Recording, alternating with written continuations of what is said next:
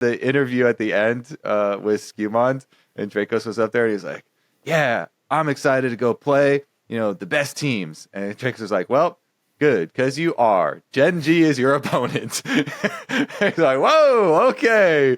Well, I didn't mean that best of team. Yeah. Let's calm down.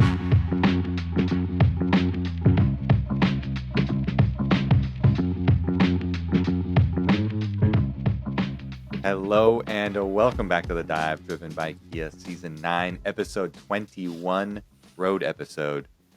We are in Vancouver at MSI. We just finished the play-in stage. Just got back to our hotels. It is 11:19 p.m. Called up Mr. Meteos here, ready to let sling on a hot dive episode. What you guys got? Yeah, man. I'm excited. It's actually been really fun so far. Play-ins obviously just ended. We've had 3 days of MSI. All 3 days have had a 5-game series. Actually, every single series that wasn't BLG went 5 games, and then BLG just 6-0, super clapped everyone. But it was way more competitive than I thought it was going to be. Coming into it, I thought there was going to be some pretty clear different tiers. BLG was in the tier I thought they were going to be. I thought it was going to be like BLG, then it dropped down, then G2, then it dropped down, then GAM, then it dropped down, then FURIA. But FURIA and GAM were way more competitive than I thought they were going to be with G2, and even FURIA with GAM was way more competitive. So it actually made it a lot more exciting than I thought it was going to be. And G2 was pretty lucky, I think, to get out of there alive, man. Like, that was Caps dragging 4 wards across the finish line. It was Caps just solo carrying their last series for sure. Yeah, I didn't expect this many 5-game series for sure, and we got to see a lot of cool stuff. I think. Fearless is so fun when it goes this many games, and I don't know. Some of those drafts looked a little sketchy to me from quite a few teams, but I think that's just the nature of Fearless. I don't know. I think when you get to like game 4, game 5. It's hard to even just remember what's available. Like, you'll have your little sheet and whatnot, but it's like you have to think about all the bans, the picks, like make sure your comp makes sense, make sure your players can play the stuff. And so sometimes I think it's just it doesn't work out because, my lord, I did not envy some of the drafts of these guys playing. And it has to be cohesive, right? Like, I think that's to me one of the most interesting things about Fearless is that game 4, game 5. I think there's actually so much skill in a coach's drafting, right? And I think it makes it way more fun than it was before. You can't just copy paste the same draft every single time and just have your top to bottom priorities and just do the exact same thing. Because you get game 4, game 5 in a series, you can't predict exactly what people will have played. You can't predict exactly what's going to be getting banned and stuff. And so I do think it's actually really, really fun, and it is interesting, and it's like way more skillful to actually see what they come up with. So I think it's cool that coaches kind of get to have that input, and obviously the drafting is still dependent upon what your players can play. You can't just pick whatever you want. So I'm sure some coaches are sitting there and being like, well, I would be the best drafter, but my players can't play this. So I think it is kind of two sides of the same coin, but I really enjoyed it. It was pretty hype. And maybe we can start with FURIA a bit because they definitely did a lot better than I thought they were going to do. Especially, coming in against G2, it was like pretty much everyone I talked to was expecting it to be a really fast 3-0. And they made it so much more competitive. Gigo was like absolutely stomping Broken Blade. Like he was just kind of owning him in the top lane. And I was just really surprised. I mean, I didn't think it was going to be competitive, and it's like hard to know how much is G2 being worse than we thought and how much is like FURIA being better than we thought, but definitely they are deserving of credit for how they performed. 100%. Go ahead, Meteos. Oh, I was just going to say, I was pretty impressed with FURIA's play, although I will say I think they're the team that ended up getting the sketchiest drafts most often. Especially like the game 5 versus G2 in the first one. I thought that was like super rough. They ended up playing Lilia in a spot where I didn't really feel like it made any sense at all. There was no one to really hit or sleep. You got Lilia into Yone Senna, who like Senna had cleanse and then Yone can just E out of the ult. So, it's like you have no ulti targets. So I thought that was really rough. But as far as their actual play went, I thought they were a lot better than expected. Normally when you see, because I guess now they're not technically a wild card, but by previous standards, they would be considered a wild card. And no, I mean they were a lot more competitive than expected. I was impressed for sure. Yeah. Now they're our brothers in the South, our LTA Seoul representatives, and they honestly, I was proud at the beginning of this tournament. If we go all the way back to well, maybe we don't go all the way back to the very beginning because I got food poisoning and I almost died. But if we go back to the first game, Almost died. maybe I'm exaggerating a little bit too. But yeah, you know how it goes. I puked my brains out for a little bit. But if we go back to the first game. The first game was infamous. That was the Broken Blade Warwick game. And that was the first instance of where like, oh my God, Gigo is just turbo blasting Broken Blade. He solo kills him really quickly, multiple times, just spaces him really well in the Aatrox and then flashes the fear, gets his first solo kill. And we're like, oh man, whoa, okay. I like sat up on the couch. I was like, let's go. Yeah, LTA Seoul, that's us too. and then they continued. And at first in the first game, you're like, oh man, is it the Warwick pick or whatever? Because that was actually getting banned against him a lot in Europe. And, he put a lot of time into that champ, but the team overall, then FURIA really actually shows up and pushes them so far. I was definitely proud. It was like, yeah, Gigo for sure on top side, but I also thought they had really good performances from Tattoo. Toots later on is able to Ari steal a Baron, doing crazy stuff. IU had some good, really good moments too. Like everybody on the team. Yeah. Yeah, I thought across the two series, Toots was like pretty insane. Like I thought he played really, really, really well, which was interesting because from the games I watched, I didn't feel like he was kind of their big standout player, and from everyone I talked to, he was not considered to be like their star. So I thought it was really interesting how well he was playing. It was unfortunate because if you just watch both game fives, he absolutely had some horrible games in the game fives, but throughout both the series that he did actually play, he played really, really well. Against GAM and against G2. And it's obviously pretty heartbreaking to lose 2 game fives back-to-back days. Like, that is rough. They went the maximum possible games you could go without advancing. They played all 10 games in 2 days, and then they're going home. So definitely feel bad for them, but it was really fun to watch them play, and I think it made it much more entertaining that they were that competitive. Also makes me more hopeful that, hey, if they're improving, then maybe there can be more of some real like cross-conference competition between the North and the South, and that can be more of a real thing, right? Because, Split 1, the South teams won 1 combined game against our 4 teams, right? That was it. There was the 1 game against TL, and no one else was able to take a game. So I do think it's cool to see that they were able to push G2 and very nearly take down G2, almost beat GAM as well. And those 3 teams basically to me were like a coin flip away from any of those 3 teams being the one that advanced. They were all incredibly close, right? Like they had basically the same results. Both GAM and G2 got 3-0'd by BLG. Both of them barely beat FURIA 3-2, and then their series as well went 5 games. So it's like those teams were all of a very similar level. And I don't mean that as flame, and I know some European fans might take it that way, but like that's the reality. I think these teams played at a similar level here, and it made it a lot of fun to watch. I also feel like for GAM, Kiaya like kind of always is smurfing, but like he was playing really, really well in a lot of the series, especially against FURIA. Like Gigo clapped Broken Blade, and then Kiaya was absolutely clapping Gigo. So it was kind of like coming in today, I was like, oh my god, is Kiaya just going to absolutely like Astro Gap Broken Blade in every single game?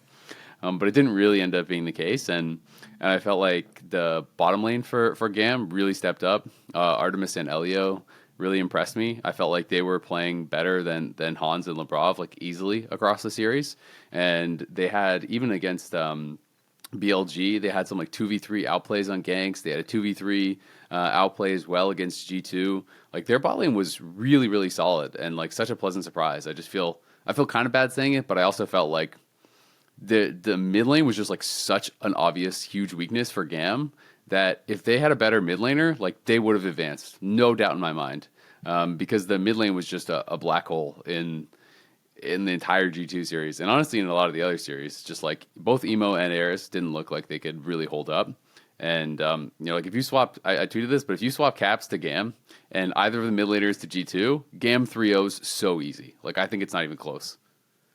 Yeah, I was very surprised by.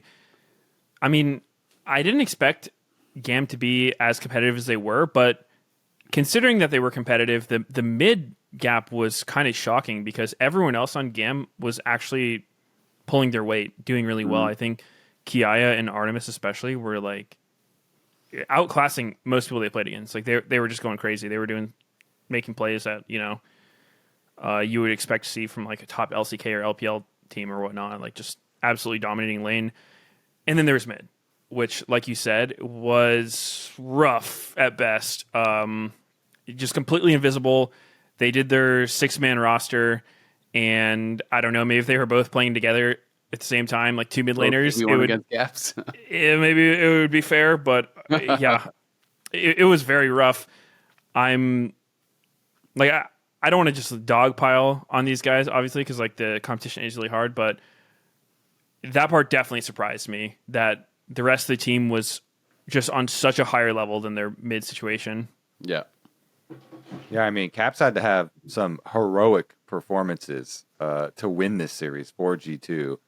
I mean, starting like that Rise game was mega massive. Like he was literally the only one on the team that wasn't behind, and he's solo, wins his own lane, and then he realm warps down bottom lane to take out the Corki that had gotten 3 kills already and was owning them. And they're, he had to put a stop to Artemis, and then he's leading the way in all these map rotations around, trying to get G2 advantage after advantage, and he did so much in so many of their games.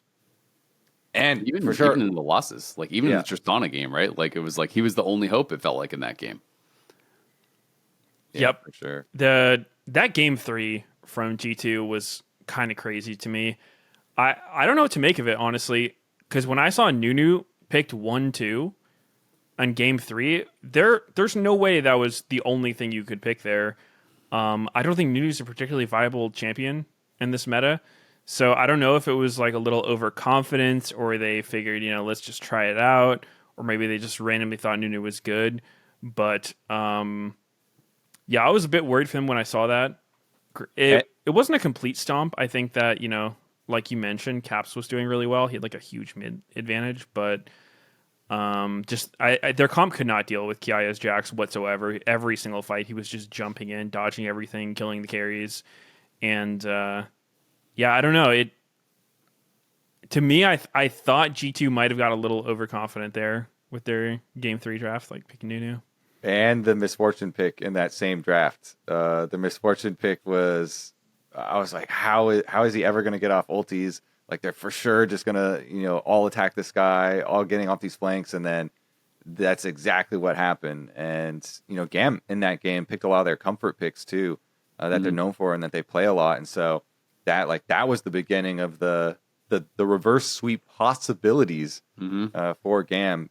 And not only was it, our comp, the comp looked really good, but also they just looked so much more confident, and they were determining so many more plays. They were like way more proactive than in the first 2 losses, because in the first 2 games, G2 were kind of running them around the map and really getting a lot of macro advantages. But then the rally from GAM in those, it's very impressive.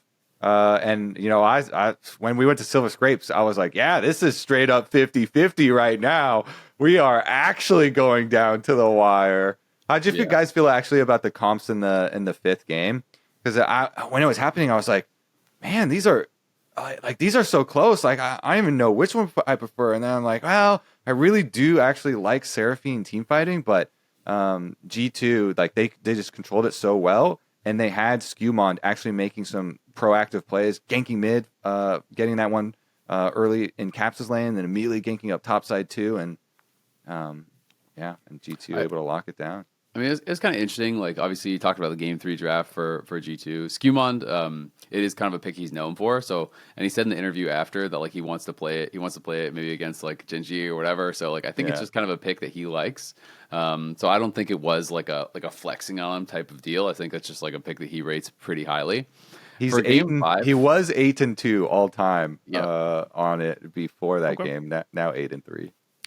For Game 5, honestly, I am a pretty big Callista hater. So when Callista came through blind, I just feel like it is so hard to actually play that champion into range champs, like into champs that can just outrange you. The Senna came through and was like fine. That wasn't really an issue. But I would have been even way more concerned. Like Ashe is still up and available, right? Like how do you play if they just played like Ashe Karma or something like that? Like I just feel like, especially with a lot of the kind of like prime pairings that are normally used for Callista already being gone.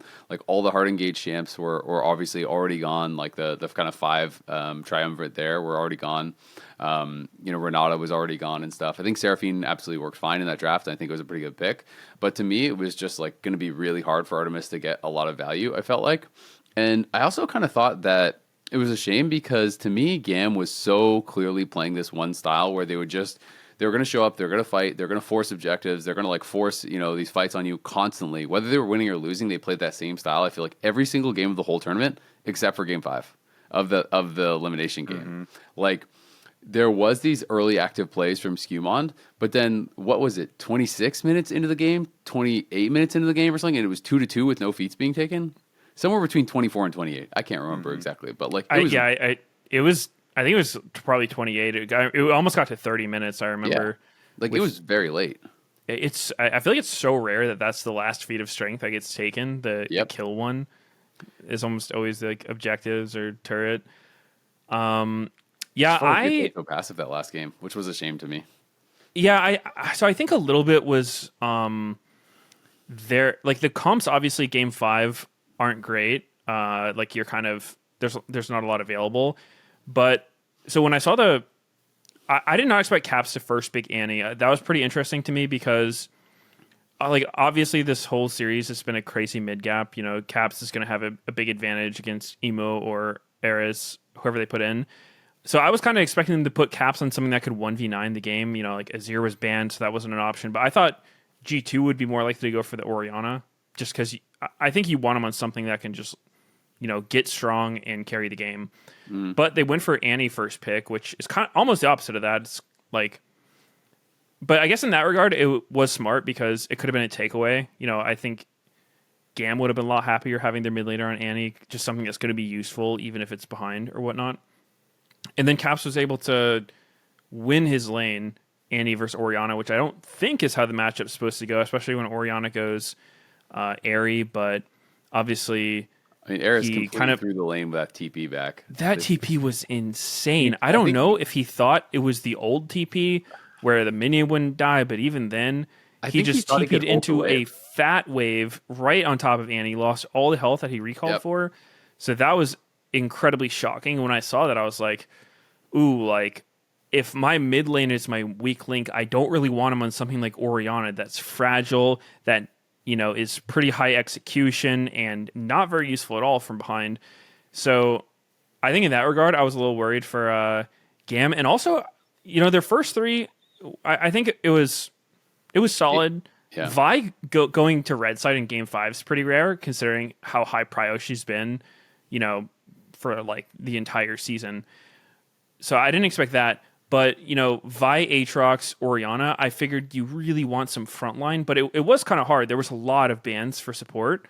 So, the only tank supports up was like Tom Kench or maybe Shen or flexing some non-traditional support down there. So they ended up not having a frontline, which I think is extremely hard to play into an Annie when you don't have a frontline. Because if you have a huge tank who can just walk at her, make her waste her stun, her burst, whatever, it's fine. But, this wasn't the first time that Kiaya played Aatrox and had to kind of frontline for his team. Well, I don't know if he had to, but he ended up doing it. And Aatrox he's not a frontliner. He's horrible if he's in the frontline, actually, because you just get CC'd and you don't vamp enough to be able to just take their entire burst. You just die and you do no damage. So I thought that was really rough, and it just seemed like they had such a hard time forcing fights. They did kind of fall behind early. They went for that like crazy triple flash onto Caps when he was recalling mid and ended up like dropping a bunch of CS to set up for that. And then it felt like they were kind of playing an uphill battle for a lot of the game. Even though it was close, it never really felt like they had control. So I didn't like the Callista at all. But also just, not having a front line, I think that was super hard to play. Yeah. I mean, I just really wanted to see them force more with Oriana Vile, right? Like, I wanted to see them actually, like, that was their way to go. I feel like I would have liked to see them try to be more proactive with that, like try to attack Caps, go at them with those kind of those looks, because they just played so far back, and it felt like they weren't really pushing the pace at all. And it's like, if you're playing Callista and Senna and you're just allowing Senna to kind of like free scale, and I mean, Hans was honestly getting stacked so slow. I remember, I'm just checking now, but it was like almost 30 minutes into the game. He still didn't have that many. Like 27 minutes, he has like 70 stacks, which like is pretty slow. Like really slow, honestly.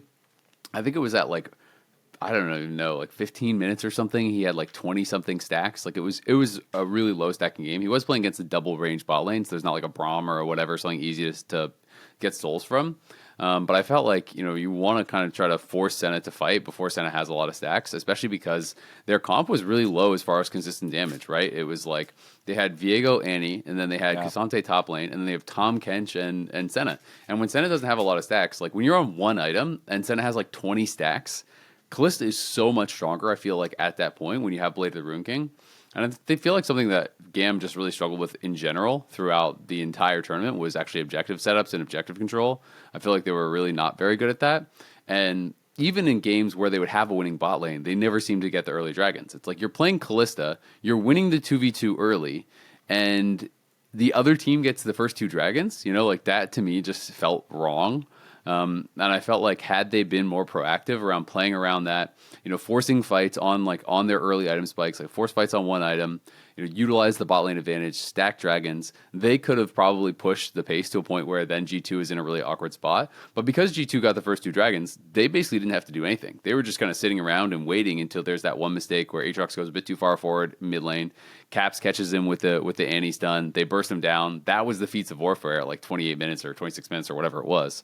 And from there, it was like one more fight where Caps gets the triple stun with his W in that river brush over by Baron, and then the game was just done, right? So it's like, it's always risky when you go super late in a game, because those no-kill games almost always are decided by one single fight, right? Because it's just like 28, 30 minutes in a game, you lose a fight, the results are so bad. Like, you lose so much. You lose the fight, you lose the dragon, you lose the Baron, you lose all your towers, because damage is so high, everything's just screwed. Yeah, it was kind of a deflating way for the series to end after it had been like high energy. Mm-hmm. GAM is coming back in it, threatening the reverse sweep, and then it was so long of waiting and stalling between these fights, and then very quickly over after they were able to get that that team fight victory, and that team fight wasn't close at all. Like, no. They just deleted him. They're like, all right, well, now you're also down your Aatrox. Yep. And like GAM tried, like, I guess I'm trying to think of all the things they tried. They tried that one where they recalled their bot lane and sent them mid, and then tried to surprise Caps with 3 people blowing their flashes. Oh god, that was horrible. They couldn't even get him, and he didn't even have flash. He just literally walked. They all spent their flash. He walked away. 3 people flashed at him. He walked away, and they're like, "Well, crap! Like, we tried. NT. After the GOAT, what can you do? Yeah, and then the thing I really didn't like about GAM's gameplay was, I don't know if it's just how their region plays. I haven't watched a lot of their domestic play, but it felt like, as you mentioned, they did not care about objectives whatsoever. And maybe their games just all come down to brawls and just being grouped and team fighting. But, against BLG, they had early game advantages in some of the games, and they got 0 dragons. They got triple sold without getting a single dragon, just 12 consecutive. And then I think throughout the series, they did prioritize it a little bit more. But what I actually think hurt them a lot in that final game against G2 was they just forgot about Otacon or didn't care about it. because they had control. They had just won a dragon fight beforehand, and then grouped 5 for mid around like 19 minutes, and then they took a later reset, so G2 would set up first. But then it seemed like the natural thing to do would be to retake control topside and contest Otacon, but they didn't. They gave G2 all the petals around Otacon, which is actually a lot of stats, and then they just gave him Otacon as well. So all of a sudden, it's like you just gave him 20 or 30 petals or whatnot. That's a ton of XP, a ton of stats on everyone. It's almost the same as killing a Baron. Yeah. And I have the VOD open. They were at just 27 behind. minutes. G2 had 27 petals and GAM had 1. yeah, Yeah. I think they just That's a ton might of gold from experience. they might just be underrating the importance of objectives. I think playing for the petals and playing for Otacon is extremely important right now. So it was a little, bit of a bummer to see them not prioritize it more. But they might just not be used to it. They might just be used to every game turning into a brawl, like just see champion, kill champion, make sure we're grouped so we don't get outnumbered type of deal. But obviously, didn't work out for them. It did work out a little bit, but not enough to beat G2.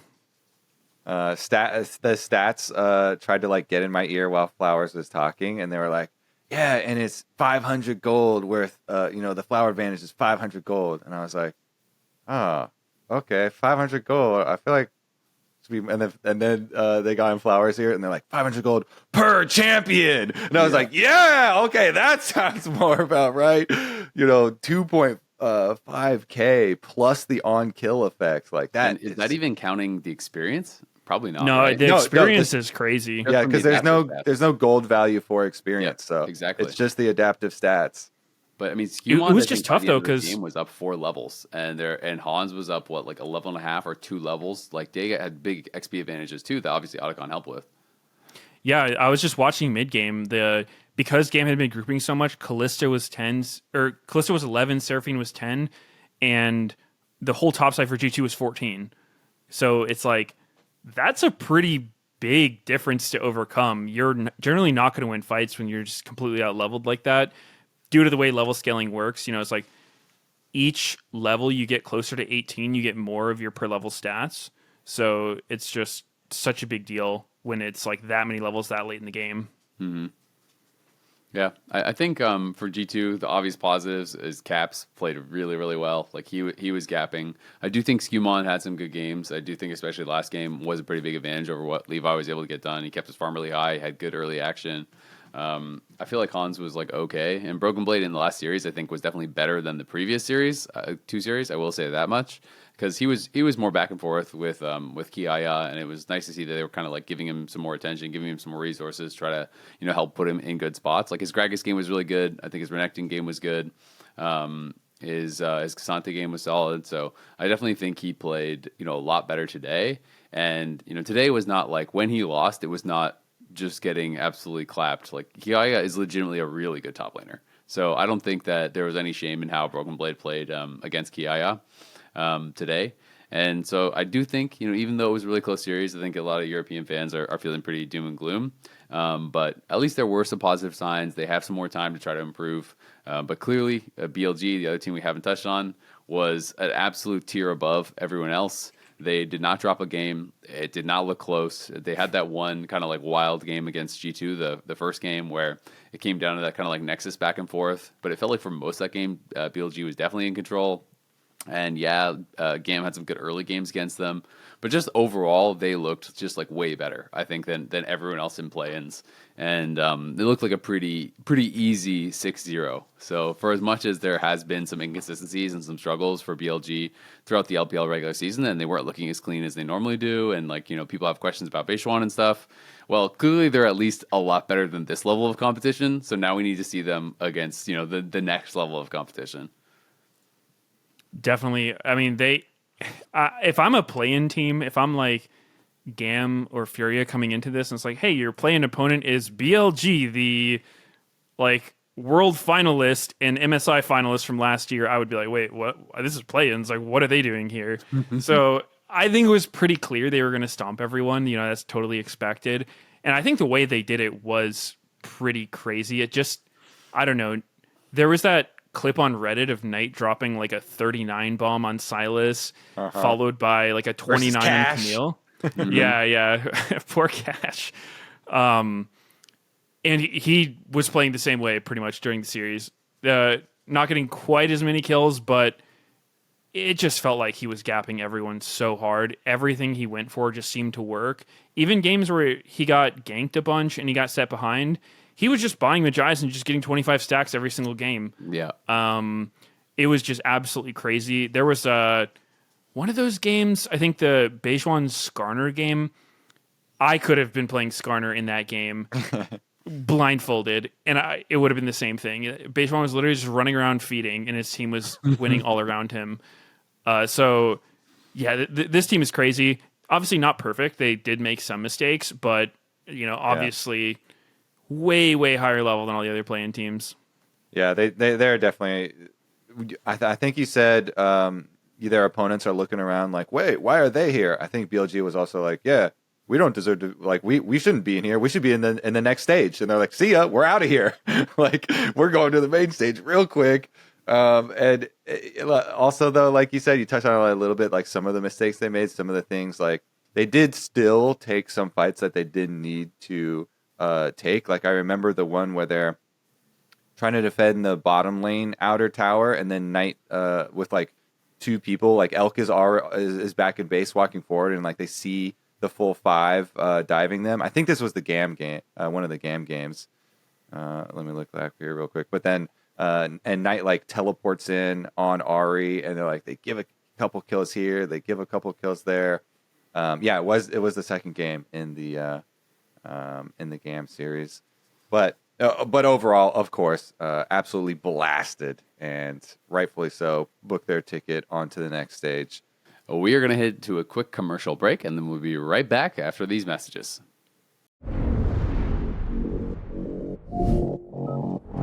Ready, set, go!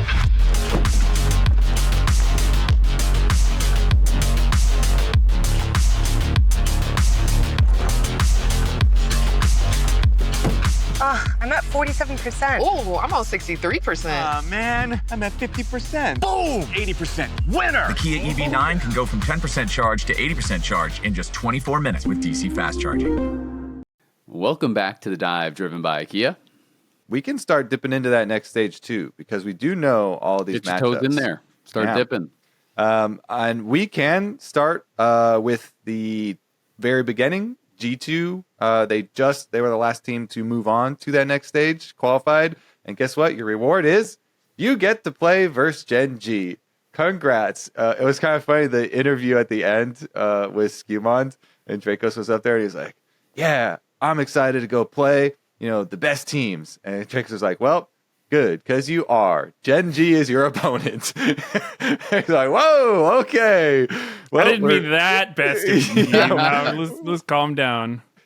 We're going right into Chovy Canyon territory. Okay, well, this one, I mean, with the way that G2 looked, obviously, even if G2 had looked, better than they did in plans, this is still going to be, super heavily favored towards Gen.G.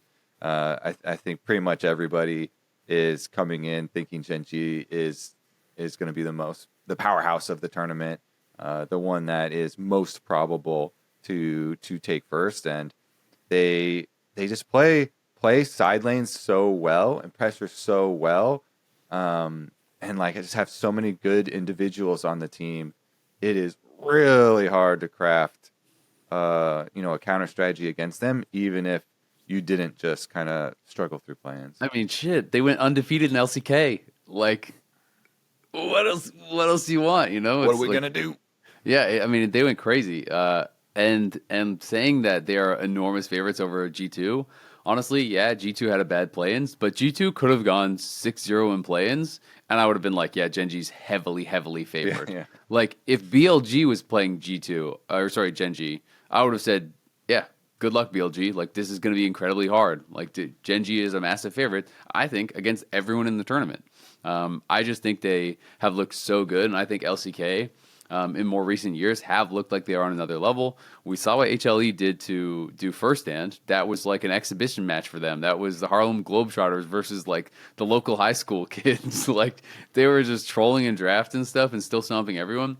I don't expect it to be to that level. I do think that I'm hoping that the LPL teams, and hoping that, maybe if we get lucky, some of the Western teams can push Gen.G as well, and really make it exciting and really make it competitive. But I do think that Gen.G are the runaway favorites. They should be looked at as the expected win, and probably like a pretty one-sided win in almost every matchup that there's going to be for them in this tournament. So G2 absolutely has an enormous task ahead of them, because Gen.G just doesn't really have a lot of weaknesses. It's like, individually, they are some of the absolute best players in the world, and as a team, their macro is insane. Their decision making is insane. I think their drafting is even, quite solid. They're flexible players. They can play a lot of different stuff. It's just really hard to think like there's not really a point of attack. Maybe coming into the year or something, you're like, well, maybe Duro's not going to be that good. He doesn't have that much experience. Well, shit. Turns out he's really good too. There's just not much that you can kind of point towards. So I feel like for any team, the reality is you're going to have to play at the absolute pinnacle of your ability, and Gen.G are probably also going to have to play worse than usual for you to have a chance, because they're just that damn good. Like, it's going to require everything. When FlyQuest was able to push them last year, it required, really creative drafts and surprising strategies, and FlyQuest playing the absolute like best league that they could possibly play, and they still lost. So Gen.G is going to be incredibly hard for G2, and I think if G2 don't level up significantly from where they are, but that's going to be pretty hard because you have like 2 days, then it's going to be a super fast 3-0, I think. Yeah, especially if you're like, all right, so what's our biggest strength? Mid lane, Caps. He just carried us. Great. Caps, go. Wait a second. Now you're playing versus the best player in the whole world. Oh, dang it. Like, crap. Like, you're saying you can't just blind pick Annie versus Chovy and stomp him? That would be a little bit more difficult, I think, than playing against GAM for sure. Yeah, I mean, I don't have too much more to add. I feel like you covered it. Gen.G's just insane. I guess the silver lining for G2 is like, historically, sometimes Gen.G doesn't do the best internationally. They've usually had more success domestically, but that's not even always the case. Usually they do pretty well internationally too. And bad internationally for them is like, you didn't win Worlds. Yeah, exactly. And I mean, they did almost lose to FlyQuest, which, probably not great by their standards, but I don't know. I feel like G2 is going to need some crazy plot armor or something, or they're going to need G2 to be like really, or they're going to need Gen.G to be like really jet lagged, really tilted from NA solo queue or something. I don't know. They need help for sure. Yep, that's going to be definitely going to be a really tough battle. But good luck to G2. Godspeed against Gen.G. The next matchup on the schedule is going to be Anyone's Legend versus FlyQuest. I'm not going to lie, I was really hoping that GAM would win today, because if GAM won today, then it was going to be a coin flip for FlyQuest to play either CFO or Anyone's Legend. So had we gotten CFO, I would have felt way more confident. Anyone's Legend is really good. I mean, they are the best LPL team. I think it's hard to say this because T1 might just be international T1, and then none of their issues exist anymore, and they're just gods. But like based on this split's entirety of games, I would say that Anyone's Legend is the team that I would think is most capable of challenging Gen.G. But again, T1, maybe they're just T1, and nothing that happened before here matters. So this is definitely a really scary matchup for FlyQuest. And it's tough. You're the number one seed, but because we are Pool 3, I believe it is, because of the results at First Stand, that means we have a much tougher matchup in that first round. So they do kind of draw the short end of the stick, and they have LPL number 1 as their first round. And it's going to be super hard because, again, when you're looking at like strength for strength and stuff, and where you would kind of hope that FlyQuest would be able to take advantages, it's really, really hard, right? Like you talk about Inspired, and you're like, okay, we got the best Western jungler. We have a lot of strength there, but then Tarzan is like absolutely smurfing. I think this guy, is probably like the best mechanical jungler in the world now. Like I feel like his Zed game that he played in the finals, I don't think there's another player in the world that could like replicate the way that he owned in that game. Like I just thought it was so insane how he's just perfectly using the shadows, perfectly sidestepping and dodging everything, like maximizing damage. I just think this guy is an absolute beast. He is like so good, and to me, he had been like the best player in the world to never win something, and now he's finally won something, and I think he is going to be a really tough challenge. And AL in general are just like a really strong team. Like they play the map well, they're smart. Kyle really impressed me a lot. I think he's the best LPL support. Like their bot lane is absolutely beastly. Hope and Kyle are super, super good. Shanks, I think, is like a lesser known player, but like he's very good. Flandra's been around forever, so I think it's really, really tough. I'm hopeful that FlyQuest could, if they're playing at their absolute best, could like craft some crazy drafts and try to find some sort of avenue of attack. But it's not easy to think of a plan to beat this team, similarly to Gen.G, because they're one of the best teams in the world. Yeah, I mean, especially like you're talking about Tarzan and Kyle, them working together as well as individuals. Yeah, they are massive, and then working together is crazy how they control so much vision and so much for the setups for all their objectives. And then the team is also coached really well. Tabe has just done so well with like every team that he has joined. They just win. He constantly joins these teams that don't have super high expectations, and they instantly just get way better. And it's like he had success doing it with RNG, and then into BLG, and now onto Anyone's Legend. And it is it's so impressive. These players all have really deep champion pools, and so his drafting is super interesting and feels like they can get a lot of advantages there and in Fearless. And if you're thinking about a matchup versus FlyQuest, that's generally one thing that we also really like FlyQuest. And we're like, yeah, wow, they're so creative, in their drafts and in how they can play the map.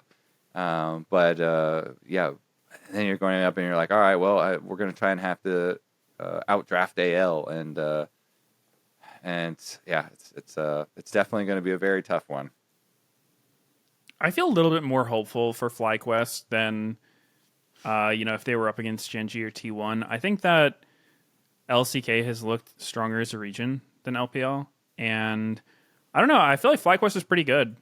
I would not expect it to be a 3-0. I would expect FlyQuest to take at least one game, because obviously they did really well internationally against Gen.G, and I just like their approach as a team. I think that they play really efficiently. It seems like they just don't seem to me like the team that's gonna like crumble internationally or play way too scared or way too desperate, or the traps that people find themselves falling into. And I don't know. I kind of like their chances. I'm hopeful. I feel not bad about it. I'm definitely hopeful. There's lots of years where I'm just super scared for NA. And obviously I'm like, oh yeah, like I hope we do it, but it's like feels like a super long shot. But FlyQuest does feel like one of the best teams that we have ever sent to an international. Like they have good individuals, they have good team play, they are creative, all these things that we were listing for them. I feel super proud of this team. So me too. I'm definitely very hopeful, and I hope that they can accomplish something, especially because they were in Canada. They've got Masu, Canadian on the team, and this is our like young North American talent duo that we have in this bottom lane, who already have gone to internationals and shown that they can handle the pressure on the big international stage. So I'm right there with you. I think this matchup's really hard.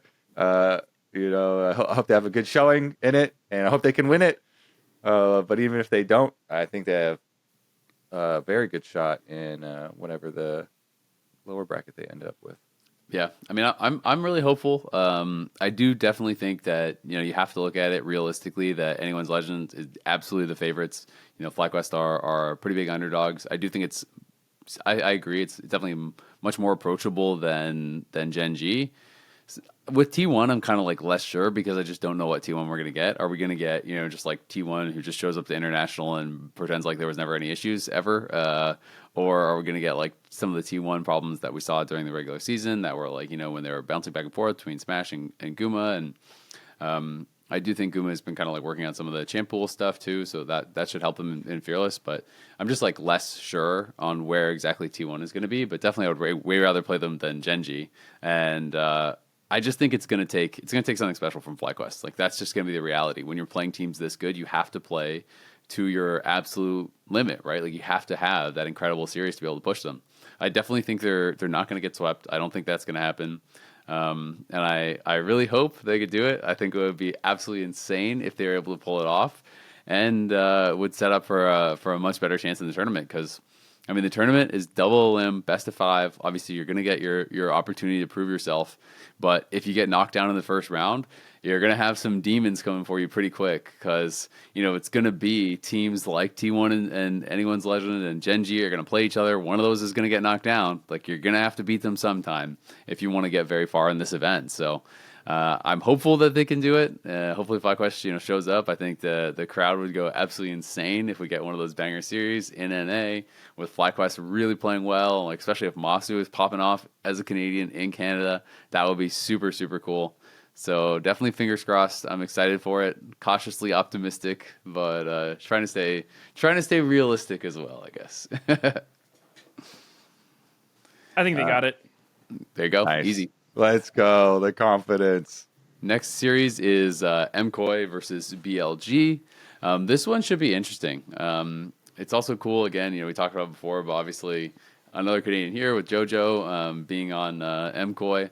And I think because people are kind of like it feels like an all-time low on EU as far as like the strength of the region, and the fans are really, really disappointed with how G2 performed and stuff. I think there is going to be that added weight of pressure on MKOI to be able to show what they can get done, especially because there are going to be those direct comparisons with how G2 just did against BLG, right? And it's going to be like, okay, that is the litmus test for how much belief people have in KOI and how people are going to think that they can do.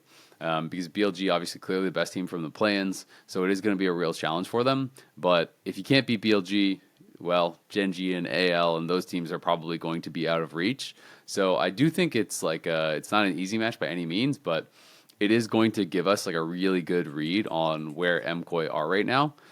Because I do think, something that had worked really well for them is some of their creativity that we saw like in playoffs, getting to see JoJo bringing out these different picks, like, Kassadin and some of the different stuff I thought was pretty cool to see him have the confidence to be able to kind of make that work.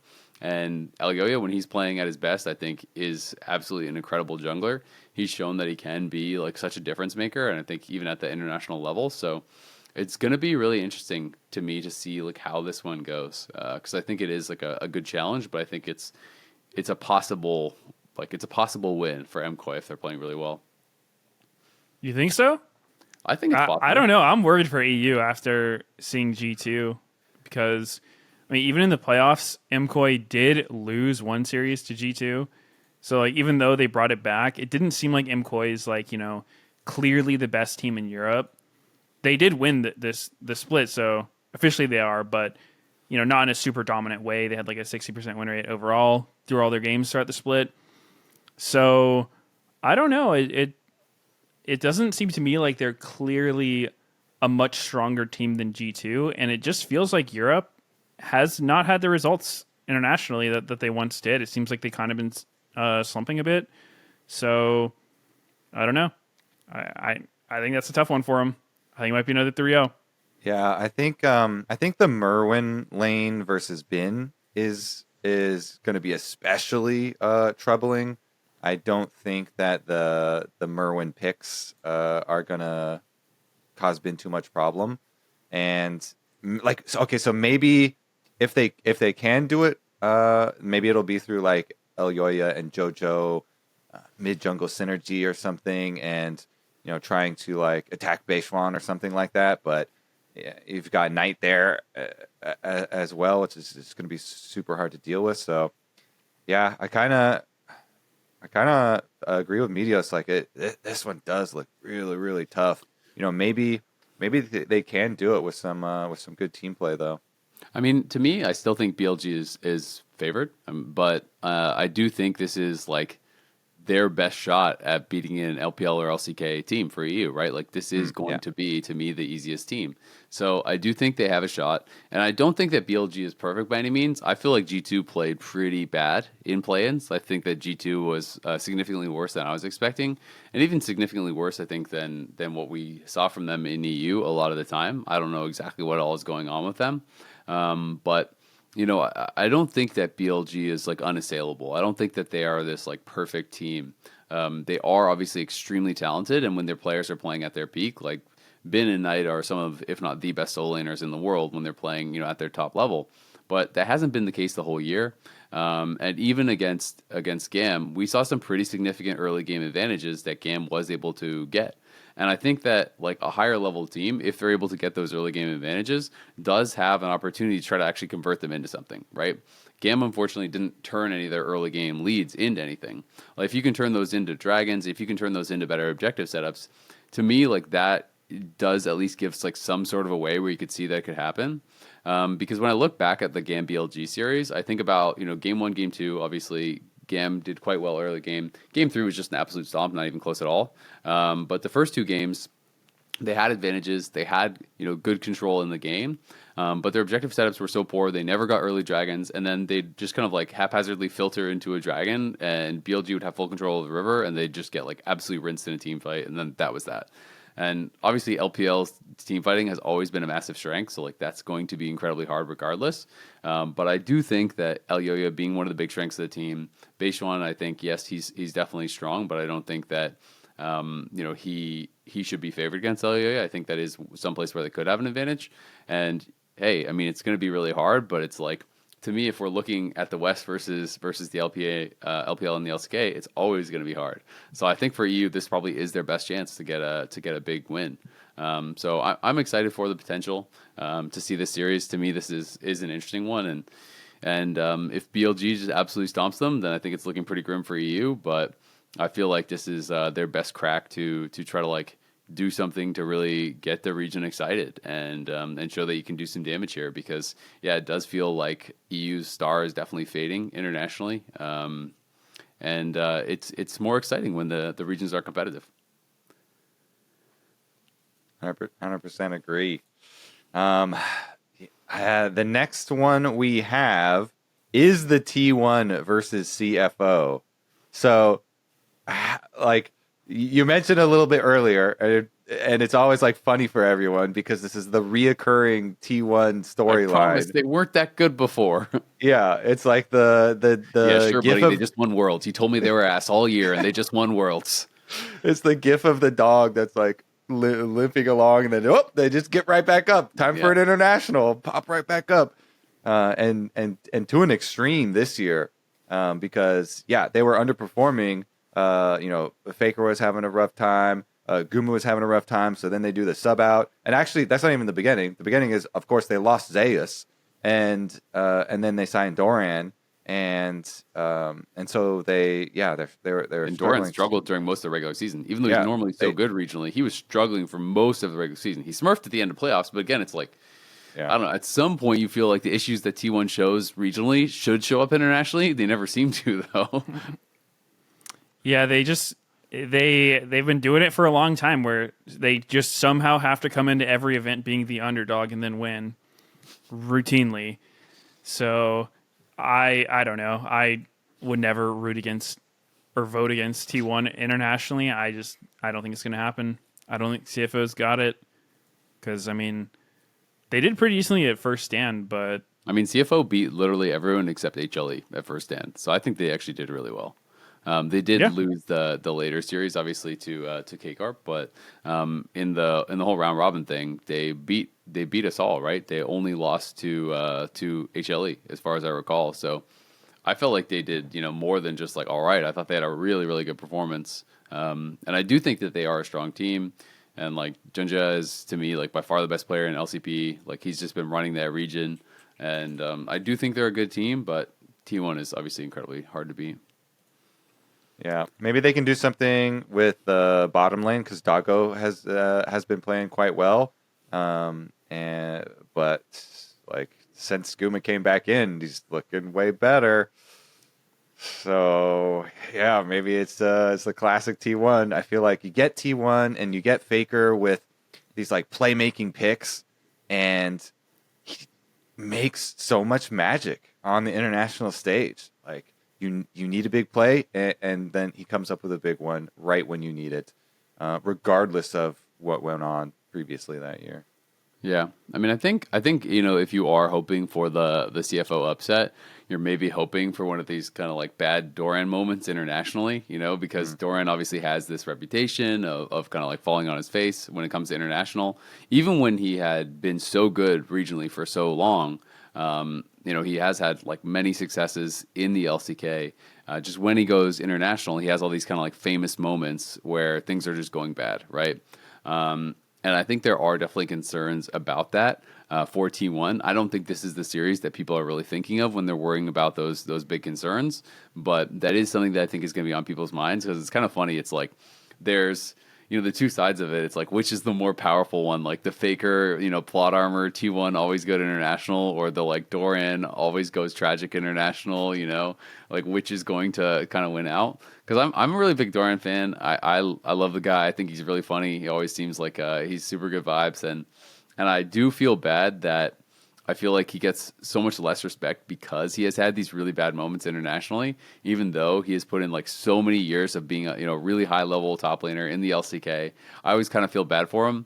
And I remember doing like a segment even going into last year's Worlds of like you gotta believe in Doran, he's really good. Like look at all these things he did. He's incredible. And then he immediately had one of those moments again, and you're like, shit.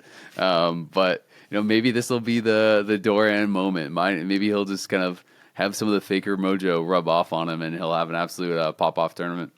He's ascendant ever since he died of the Krugs. He's the Krug Lord himself. He's become an absolute beast. Because whole Otacon with the Q. Yeah, while you mentioned that it was only the last couple of series versus KT and versus HLE, he's actually just popping off. Him and Carrier looking insane in that series. Like Doran on his Gwen, Doran on the Ambessa, the Camille. Oh my goodness, the Otacon steal.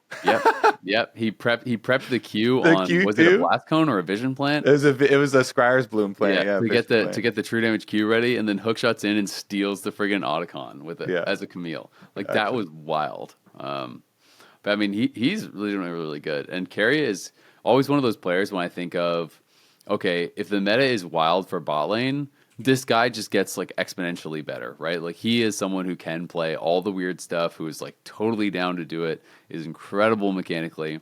So I am super excited to see what Carry is going to be cooking up like in a game 4 and a game 5 in some tense series. When the obvious picks are gone, like where would Carry take us? I think that could be something that's really, really interesting. Because to me, it feels like support drafting is like pretty obvious for the first couple games. It's basically like Rel, Rakan, Alistar, Nautilus, Leona. Those 5 are like the 5 engaged champs that people actually like to play and like are always played in pretty much every best of 5 series. As soon as those are gone, then you have more flexibility. You're forgetting the most OP one, Braum. True. Braum is good. This champ is winning I don't consider every it engaged game. Support, though. He wins every game. It does not matter. Like, find the last time Braum lost a game. It's so crazy. I don't know. I think it's one of those things where Fearless does open up a lot of, different angles in draft. But the problem is when you have these really lopsided matchups, it's like you're probably not getting that deep in Fearless in the first place, right? Because it's like game 1 is going to be pretty normal. Everything's open. Game 2, not that weird. And then all of a sudden, if you lost both those, then game 3 is going to be tough. So you got to find some way to, get into the deep Fearless. Then maybe you can cheese them in draft. But like you said, I think the teams that have these really flexible players and unique picks are always going to have the advantage. Like the longer it goes. Well, yeah. I mean, that's about it for all the matchups. But it is going to be really exciting. It's late here in Vancouver. So we are probably just going to call it right there. But it's been a lot of fun at MSI so far. I'm very excited for the start of the bracket stage matchups. It's going to be really, really cool.